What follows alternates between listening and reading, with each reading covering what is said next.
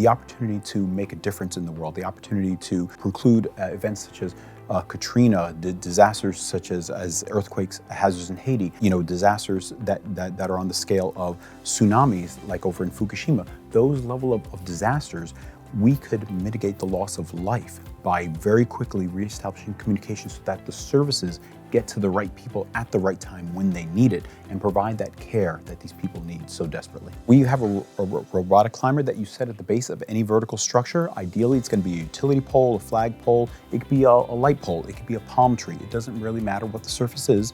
It will climb up to the top of it, and then it has a secondary robot that clamps in place. That secondary robot has communication relay, satellite uplink, thermal cameras, and it also provides security and lighting for emergency services. In the use case with Verizon, we would partner with them, and in my concept, we would be on a cow. The cow would deploy. We would do a hub and spoke type of deployment where they would be maybe the central distribution for like an airport of debarkation or a seaport of debarkation where goods and services come in, and then they get broken down into smaller palletized cargoes and then get distributed out to logistics staging areas or distribution centers. So in that type of scenario, the cow would be in the middle and I would be on the periphery. That would be one solution.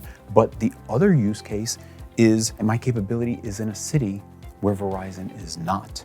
And at least when Verizon comes in, they're not walking into an area that has absolutely no comms and they're starting from ground zero. No. At least we have some, primary services that are at least rendering aid that can command and control each other to be able to help people out. You don't have to wait 24 hours, 48 hours for Verizon to come in. You could have these pre-deployed, waiting in cities, ready to be just climb up the local utility pole, climb up a high school flagpole, bam, you got connectivity. Well, as far as being in this ecosystem, as far as being in that room with 7 people who have created incredible ideas, I feel like I'm surrounded by 7 of the smartest people, of which I'm humbled to be sitting there with them. But right away, we're looking at connections.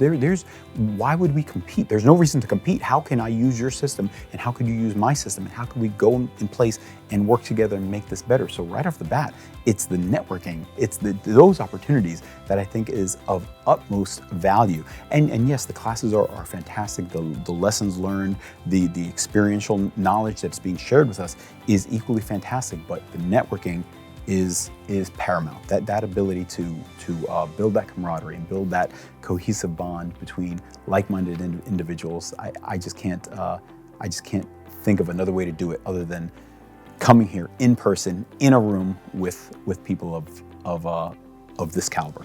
I'm humbled.